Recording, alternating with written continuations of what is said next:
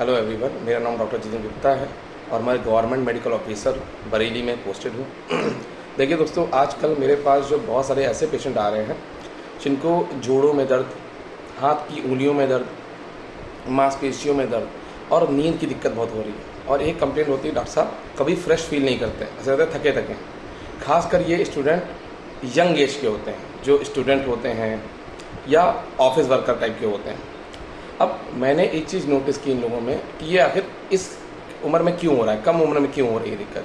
तो पता लगा कि आजकल हमारा जो लाइफस्टाइल है वो कंप्यूटर और मोबाइल से बिल्कुल घिरी हुई है। क्योंकि आप अगर सुबह उठते हो तो मोबाइल में अलार्म बंद करते हो, रात में सोते हो तब भी स्क्रीन स्क्रॉल कर रहे होते हो, तो कहीं ना कहीं ये दिक्कत जो होती है कंप्यूटर मोबाइल से होती है। अब दिक्कतें किस टाइप की हो रही हैं, तो इसमें सबसे इंपॉर्टेंट दिक्कत क्या है, जब आप कंप्यूटर या मोबाइल चलाते हो तो आगे झुके रहते हो। झुके रहने से क्या होता है कि आपकी रीढ़ की हड्डी का शेप और गर्दन की हड्डी का जो कर्व होता है नॉर्मल, वो गलत एंगल पे मुड़ा रहता है, जिससे मरीज को बैक पेन और सर्वाइकल की दिक्कत होती है, जिससे गर्दन में या बैक में जकड़ाहट होना, दर्द होना और चक्कर आना, ये सबसे बड़ी दिक्कत होती है। दूसरी दिक्कत क्या होती है मरीज में कि मरीज कहता है, डॉक्टर साहब हमारे हाथ की उंगलियों में सुन्नपन, दर्द होता है। ऐसा क्यों होता है? क्योंकि कई बार मरीज क्या होता है, दिन भर टाइप करता रहता है, चाहे कंप्यूटर पे, चाहे मोबाइल पे, चाहे ऑफिस का काम हो, चाहे स्टूडेंट हो। जब आप उंगलियों से बहुत ज़्यादा टाइपिंग वगैरह करते हो तो भी आपको ये दिक्कत मिलती है उंगलियों में दर्द की, जिसे हम कार्पल टनल सिंड्रोम से कोरिलेट करते हैं। ठीक है। फिर क्या होता है, कुछ मरीज ऐसे भी आते हैं जिनको कंधे और कोहनी में खासकर दर्द होता है। ऐसा क्यों होता है? क्योंकि कई बार वो मरीज ये बताते हैं कि डॉक्टर साहब हम कंप्यूटर इस्तेमाल करते हैं। अब उसमें क्या होता है, दिन भर माउस पकड़े रहते हैं, तो माउस पकड़ने से क्या होता है, जो कलाई होती है और कोहनी होती है गलत एंगल पे मुड़ी रहती है, और गलत एंगल पे मुड़ने के कारण कंधे में और कोहनी में दर्द तो होता है, जकड़ाहट होती है, साथ में कभी कभी सूजन भी मिलती है। तो ये बहुत इंपॉर्टेंट बात है जिसे हम टेनिस एल्बो से कोरिलेट करते हैं। इसके अलावा मरीज में एक चीज़ और मिलती है, डॉक्टर साहब कई बार ऑफिस का टारगेट पूरा नहीं होता है, या कंप्यूटर चार्ज नहीं होता, मोबाइल चार्ज नहीं होता, डर घबराहट से रहती है, जिसको हम आम भाषा में कोरिलेट करते हैं नोमोफोबिया से, कि जब आपका मोबाइल चार्ज ना हो, कंप्यूटर चार्ज ना हो और आपको ज़रूरी काम करना हो या मिल ना रहा हो तो आपको घबराहट होती है। तो उसे हम कोरिलेट करते हैं नोमोफोबिया से। तो ये दिक्कतें खूब मिल रही हैं आजकल के मरीजों में।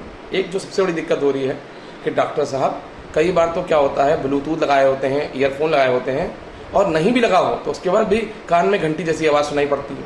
ठीक है। तो ये रिंगिंग सिंड्रोम भी आजकल देखने को मिलता है। और सबसे बड़ी दिक्कत मिलती है, डॉक्टर साहब नींद नहीं आती टाइम पे। डॉक्टर साहब रात हो जाती है, करवटें बदलते हैं, 10 बजे सो जाते थे पहले, अब 12-1 बजे में नींद नहीं आती। उसका सबसे बड़ा दिक्कत क्या होता है, जो कंप्यूटर और मोबाइल यूज़ करते हैं उससे नीली रोशनी, ब्लू लाइट एमिट होती है, निकलती है। और ये ब्लू लाइट क्या करती है कि हमें ऐसा फील कराती है रात में भी कि अभी दिन है, अभी सूरज निकला हुआ है, जिस कारण से जो हमारा स्लीप हार्मोन होता है वो निकल नहीं पाता है, जिसे मेलाटोनिन कहते हैं। और जब वो नहीं निकलता है तो आपको नींद नहीं आती समय पे। ठीक, पहली बात। और जब नींद नहीं आएगी तो आपकी बॉडी में स्ट्रेस हार्मोन, जिसे हम कॉर्टिसोल कहते हैं, वो बढ़ जाता है। तो आपकी बॉडी में हमेशा थकावट रहती है, आप कभी फ्रेश फील नहीं करते। बात समझे? तो ये दिक्कतें जो आपको हो रही हैं, गर्दन में दिक्कत, कमर में दिक्कत, नींद ना आना, और बच्चों में तो कई बार ये देखने को मिला है कि डॉक्टर साहब बच्चा हमारा मोबाइल यूज़ करता है या ऑनलाइन क्लास लेता है या स्कूल में मोबाइल क्लास चलती है, तो डॉक्टर साहब बच्चे का मन नहीं लगता पढ़ाई में, लॉस ऑफ कंसंट्रेशन। डॉक्टर साहब बच्चा चिड़चिड़ा हो रहा है और डॉक्टर साहब अब तो इसको कम दिन दिखाई देता है, धुंधला दिखाई देता है। तो हम उन्हें यही कहते हैं कि आप ऐसा करो कि डॉक्टर को कंसल्ट करो, हो सकता है इनके चश्मा चढ़ जाए। तो समय से पहले चश्मा भी चढ़ने लगा है।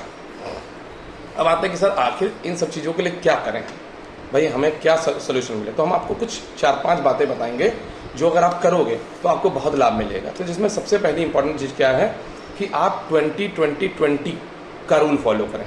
अब ये 20-20-20 का रूल क्या है, जब भी आप मोबाइल कंप्यूटर चला रहे हैं तो 20 मिनट चलाने के बाद 20 सेकंड के लिए आप 20 फीट की दूरी पे कोई भी चीज़, दीवार देखें। इससे क्या होता है कि आपको मेंटली और आँखों को लाभ मिलेगा। दूसरी चीज़ क्या होती है, जब भी आप कंप्यूटर मोबाइल चलाएं तो हर 45 मिनट बाद आप थोड़ा सा टहल लें, घूम लें, स्ट्रेचिंग कर लें, एक्सरसाइज कर लें हल्की फुल्की। जिससे क्या होता है कि अगर आप लगातार बैठे हैं तो जो दिक्कतें बैक पेन की होंगी, सर्वाइकल की होंगी, ये सब दिक्कतें नहीं होंगी या कम से कम होंगी। तीसरी चीज़ क्या होती है कि जब भी आप कंप्यूटर मोबाइल को लगातार देखते हैं तो आपकी आई स्ट्रेन होती है, आँखों में दर्द होता है, जलन होता है, सूखापन होता है, और कई बार ये देखने को मिला है कि डॉक्टर साहब हमें तो सिर दर्द होता है, माइग्रेन की दिक्कत हो जाती है। तो आपको ये भी ध्यान रखना है कि लगातार स्क्रीन ना देखें। इंपॉर्टेंट अगला पॉइंट जो आपको ध्यान रखना है कि समय समय पे अपनी आँखों को ठंडे पानी से या नॉर्मल पानी से धोते जरूर हैं, और अगर ज़रूरत पड़े तो आँखों को चेक भी करा लें। जो आजकल हम लोग नहीं कर रहे हैं आउटडोर एक्टिविटी, आप भाई मोबाइल का टाइम फिक्स करें कि हमें इतनी देर बाद मोबाइल चलाना है, इतनी देर के लिए चलाना है। रात में सोने से पहले 1-2 घंटे पहले मोबाइल छोड़ देना है, कंप्यूटर छोड़ देना है। और आउटडोर एक्टिविटी में आप योग करें, समझे, लोगों से मिले जुले, अपने दोस्त यारों से गप्पे मारें, और कम से कम कुछ नहीं तो बाहर टहलें। आउटडोर एक्टिविटी भी इन चीज़ों में बहुत लाभदायक होती है। इसके अलावा अगर आप कर पाएँ तो रात में सोने से पहले आप सिर पे और तलवों में थोड़ा तेल मालिश हल्के हल्के करें, उससे आपको बहुत लाभ मिलेगा। इंपॉर्टेंट बातें हैं।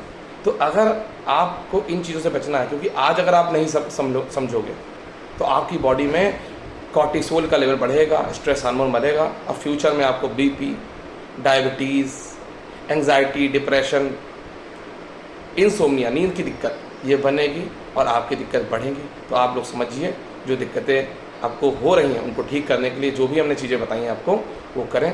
आपको ये वीडियो लाभदायक लगी हो तो अपने तक नॉलेज रखें और दूसरों को भी शेयर करें। धन्यवाद। Thank you very much.